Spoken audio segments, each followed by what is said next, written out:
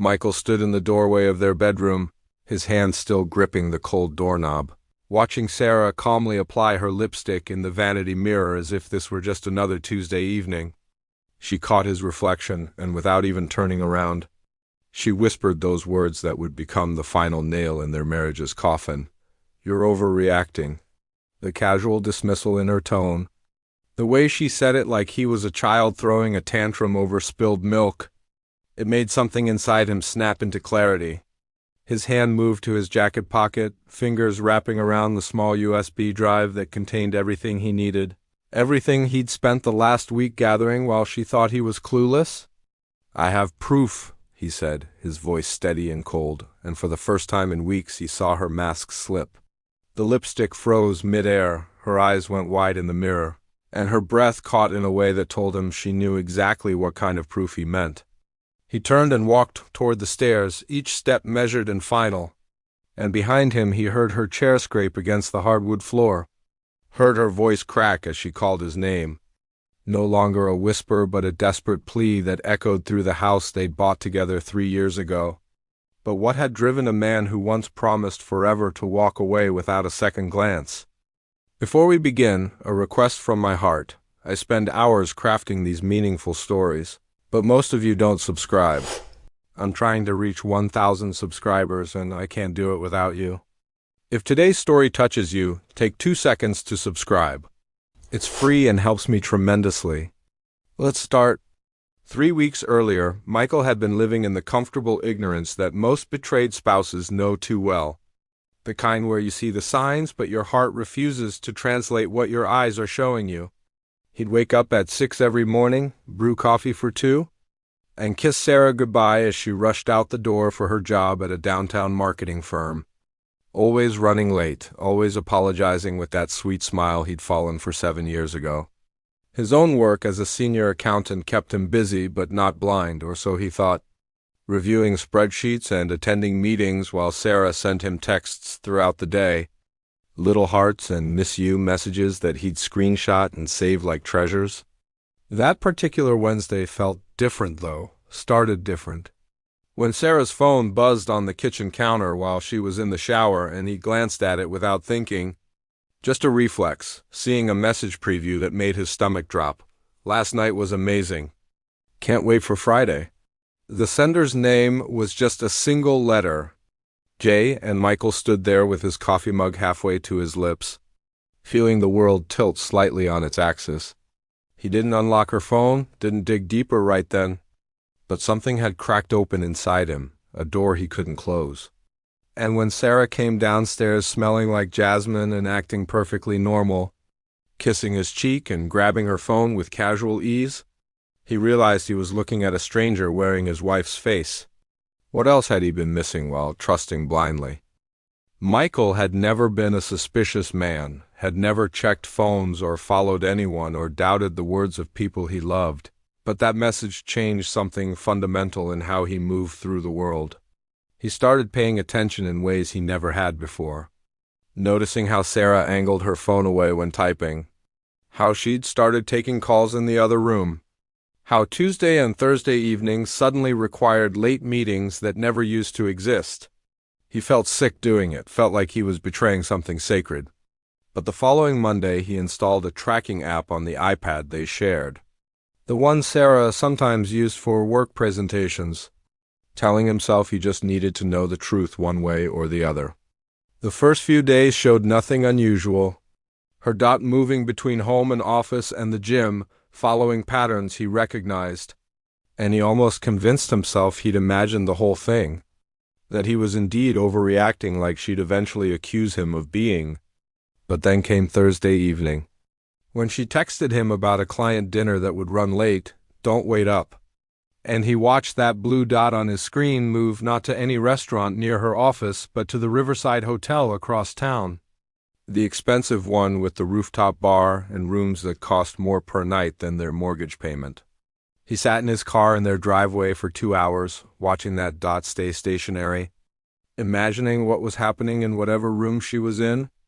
And when she finally came home at 11 claiming exhaustion from networking, he kissed her forehead and said nothing, but inside he was already planning his next move. How far was he willing to go to uncover the complete truth? Over the next week, Michael became someone he didn't recognize. A detective in his own marriage, collecting evidence like he was building a court case instead of trying to save his heart from shattering completely. He started coming home early. On the days Sarah worked late, checking the house for signs he'd previously ignored, finding unfamiliar cologne on a shirt collar, noticing how her perfume smelled stronger on certain evenings, discovering a second phone charger in her car that didn't match any device they owned. His friend Marcus, who worked in IT, helped him recover deleted texts from their phone bill cloud backup. And what Michael read made him physically ill? Months of messages between Sarah and someone named Jason, words and promises and intimate details that belonged in their marriage, not in secret conversations with a stranger. The worst part wasn't the physical betrayal, though that cut deep enough. It was reading how she talked about their life together, calling their marriage boring, calling him predictable, saying she felt alive for the first time in years, as if their entire relationship had been some kind of prison she was finally escaping. Michael printed everything, organized it chronologically, saved photos and screenshots and location data to a USB drive with the kind of methodical precision he usually reserved for financial audits. His hands shook the entire time, tears falling on the keyboard as he worked, but he couldn't stop, because he needed her to understand that this wasn't a guess or a feeling or an overreaction. This was cold hard proof of choices she'd made that killed everything they'd built. But knowing the truth and confronting it were two very different battles. The Friday before the confrontation, Michael received a text from Sarah saying she'd be staying overnight at a conference in the city, a marketing summit she'd mentioned weeks ago that he'd genuinely forgotten about until that moment. Something in him broke right then, not dramatically but quietly, like a rope that's been fraying for months finally giving way. And he texted back a simple, "Okay, have fun," with none of the usual heart emojis or loving words. He spent that evening sitting in their living room looking at wedding photos on the mantel, remembering the woman who'd promised him forever under an arch of white roses, wondering when she'd decided that forever had an expiration date. Around midnight, curiosity and pain drove him to check the tracking app one more time. And he saw her dot wasn't at any conference center. Wasn't at any hotel hosting professional events. It was at Jason's apartment, an address he'd discovered weeks ago through old message screenshots. He drove there without thinking, parked across the street, and sat watching the lit windows of a third-floor apartment, imagining his wife in there laughing and touching someone else while he sat alone in the darkness like some pathetic fool. He didn't confront them, didn't make a scene. He just sat there until 3 a.m, letting the reality of it settle into his bones. And then he drove home and started packing her belongings into boxes, methodically and quietly, filling each one with the pieces of a life she'd already abandoned. When she came home Saturday afternoon, surprised to find him there, he was ready in ways she couldn't possibly understand. What would she say when faced with the undeniable truth? That Saturday, Sarah walked through the door with her overnight bag and conference materials, playing her role perfectly, talking about keynote speakers and networking opportunities with the practiced ease of someone who'd been lying so long it became second nature. Michael listened from the kitchen, nodded at the right moments, even asked questions about sessions she'd allegedly attended, and she answered them all with impressive detail, making him wonder how many of these stories she'd prepared in advance. Rehearsed, perhaps, or maybe the lies just flowed that easily now? He'd moved the boxes to the garage earlier, hidden the printed evidence in his study, decided to wait one more day, give her one final chance to come clean on her own, though deep down he knew she never would. They ordered takeout that night, Chinese food from the place they'd been going to since their first anniversary, and they sat on the couch watching a movie like normal couples do, her head on his shoulder, his arm around her waist. And he felt absolutely nothing, no anger, no sadness, just a hollow emptiness where 7 years of love used to live. At one point, her phone buzzed and he felt her tense slightly, saw her glance at it and then ignore it, choosing him in that small moment even though she'd chosen someone else in countless bigger ones. Sunday morning, she suggested they go for their usual breakfast at the diner downtown. the one with the good pancakes and terrible coffee, and he agreed, sitting across from her in their regular booth, watching her smile and laugh and touch his hand across the table. And he realized this was goodbye, she just didn't know it yet. Monday would bring the reckoning she never saw coming. Monday morning, Michael called in sick to work for the first time in 3 years, telling his boss he had a personal emergency that needed immediate attention, which wasn't exactly a lie. Sarah left for the office at her usual time, kissing him goodbye and telling him to rest up, feel better, completely oblivious to what was about to unfold. He spent the morning preparing, laying out the printed evidence on their bed in chronological order, setting up his laptop with the saved messages and location data, organizing everything like a presentation because he wanted her to see it all at once, wanted her to understand the scope of what she'd done. He called a locksmith and had the house locks changed, packed the boxes he'd filled into her car along with a suitcase of her essential items, contacted a lawyer friend who'd agreed to see him that afternoon to start divorce proceedings. Around 3, he texted Sarah asking her to come home early, saying they needed to talk about something important, keeping his tone neutral, not angry or accusatory, just matter of fact. She responded immediately with concern, asking if everything was okay, if he was feeling worse, and he replied simply that he was fine but she needed to come home now. While waiting, he sat in their bedroom surrounded by the evidence of her betrayal, feeling strangely calm, almost peaceful, like he'd been holding his breath for weeks and was finally about to exhale.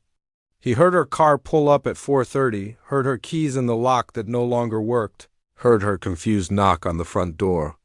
The moment of truth had finally arrived. "I have proof," Michael said, his voice steady despite the trembling in his hands. And he plugged the USB drive into the laptop, pulling up folders organized by date, showing her everything he'd compiled over the past 2 weeks. There were the recovered text messages, thousands of them spanning 6 months. Conversations about meeting times and hotel rooms and how much they missed each other. Words she'd never said to Michael anymore but poured freely into Jason's messages. There were photos from social media, posts she'd been tagged in at locations she'd never mentioned, pictures with a man's arm around her waist cropped just carefully enough to hide his face but not carefully enough to hide the intimacy. There were credit card receipts from restaurants and hotels that weren't on any work expense reports, charges she'd hidden or explained away as client meetings, and location data that showed her phone spending hours at Jason's apartment when she was supposedly working late or at the gym. Sarah stood there watching her own betrayal play out in documented detail, and something shifted in her expression, the tears stopping, a hardness settling in that Michael had never seen before. "So what, you were spying on me?" she said, her voice turning sharp, defensive, trying to make him the villain in a story where she'd broken every promise they'd made. "You violated my privacy, went through my things, tracked me like I'm some kind of criminal. That's what you're proud of."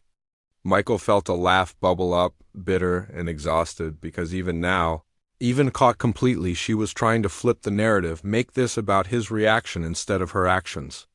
He closed the laptop, unplugged the USB drive, and slipped it back into his pocket, looking at her with a clarity he wished he'd had months ago. What came next would define how he rebuilt his life.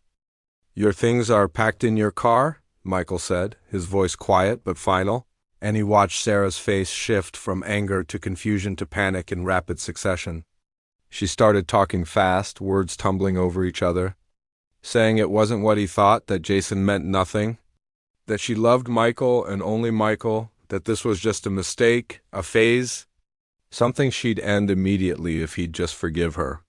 She reached for him and he stepped back, maintaining the distance he'd need to do what came next. And he told her about the lawyer appointment he had in an hour, about the divorce papers that would be filed by end of week, about how he'd already consulted with their mortgage broker about buying her out of the house. "You can't just throw away 7 years," she said, her voice breaking, the tears returning. But now they seemed calculated somehow, performed, and Michael wondered how many times she'd cried these same tears for Jason, playing the torn woman caught between 2 lives. He told her the locks were changed, that she could collect the rest of her belongings next weekend under supervision, that all communication from now on would go through lawyers. And with each statement he felt himself becoming lighter, freer, like he was shedding weight he hadn't known he was carrying. Sarah's panic turned to anger, then real and raw, and she screamed at him, called him cold and heartless and cruel, said he never paid enough attention to her anyway, that she'd felt alone in their marriage for years, and there it was finally, the truth she'd been hiding behind all the sweet texts and fake smiles. But he had one more thing she needed to hear. Michael let her rage for a full minute, let her say all the things she'd apparently been holding back, about how boring their life had become, how predictable he was, how Jason made her feel alive in ways Michael never could. And when she finally ran out of words and stood there breathing hard, he spoke with a calmness that surprised even himself. "I could have forgiven the affair," he said, and he saw confusion flicker across her face because that wasn't what she expected. "If you'd come to me months ago and said you were unhappy, that you'd made a terrible mistake, that you wanted to fix us, I would have tried, would have gone to counseling, would have worked to become whatever you needed." He paused, letting that sink in, watching her process that this wasn't about the cheating alone. "But you didn't just betray me, Sarah, you chose to keep betraying me, day after day, lying to my face while I trusted you completely, making me feel crazy for noticing things were different, making me the villain for being concerned about my own marriage." He pulled out his phone, showed her the date on the first message to Jason 6 months ago, right after they'd celebrated their 7th anniversary at that expensive restaurant where she'd cried happy tears and told him she'd never loved him more. "You looked me in the eyes that night and promised me forever, and the next day you started an affair, and you kept it going while planning our vacation, while meeting my family for holidays, while sleeping next to me every night and pretending everything was fine." Sarah's face had gone pale, the fight draining out of her as she realized he'd seen everything, knew everything, understood exactly how deep the deception ran. And now came the part that would haunt her most. "The worst part," Michael continued, his voice barely above a whisper now, "is that I still love you, or I love who I thought you were, and I hate that I have to kill that person in my mind to move forward." He saw tears streaming down Sarah's face again, real ones this time, as the full weight of what she'd destroyed finally seemed to hit her. She tried to speak, to apologize, to promise she'd change, but he shook his head and moved past her toward the stairs, and she followed him, begging now, her voice rising in desperation, saying she'd end it with Jason, that she'd do anything, be anyone, if he'd just give her another chance. At the front door, Michael turned back one last time, looking at the woman he'd planned to grow old with, and he felt only sadness now, no anger, no bitterness, just a deep, exhausting sadness for all the time they'd wasted. "I replied I had proof and walked out forever," he said, echoing the words that would become his mantra in the months ahead, and he opened the door, stepping aside so she could leave. Sarah stood in the doorway, unable to move. Her begging started immediately, becoming frantic, saying his name over and over, reaching for him, but he remained still, unmoved. And finally, she grabbed her purse and stumbled out to her car where her packed boxes waited. What she didn't know was that her panic was just beginning. Michael closed the door and locked it, listening to Sarah's car start and pull away. And then he sat on the stairs and cried for the first time since this all began, letting himself grieve what he'd lost, not to another man, but to his wife's choices. The next weeks were brutal, filled with lawyers and paperwork and splitting assets, with mutual friends choosing sides and family members asking what happened. And through it all, Michael kept that USB drive in his pocket, a reminder that he'd trusted his gut, gathered his evidence, and protected himself when everything inside him wanted to just forgive and forget. Sarah tried everything to get him back, sent flowers and letters, showed up at his office, even had her mother call to advocate for reconciliation. But Michael held firm, remembering not just the affair but those words. "You're overreacting," the casual dismissal of his pain, the gaslighting that tried to make him doubt his own reality. 6 months later, sitting in his new apartment with divorce papers finalized, Michael realized something important. The opposite of love isn't hate, it's indifference. And he'd finally reached that place where Sarah was just someone he used to know. Someone who taught him that trust, broken completely, can never be rebuilt, only mourned and released. He kept the USB drive in a drawer, not as a trophy, but as a reminder that sometimes the kindest thing you can do for yourself is walk away from someone who doesn't value what you're offering. And that proof isn't about winning an argument. It's about validating your reality when someone tries to rewrite it. If you've ever doubted yourself when someone called you crazy for noticing the truth, remember Michael's story? Trust your instincts, gather your evidence, and know that walking away with dignity is sometimes the bravest thing you can do.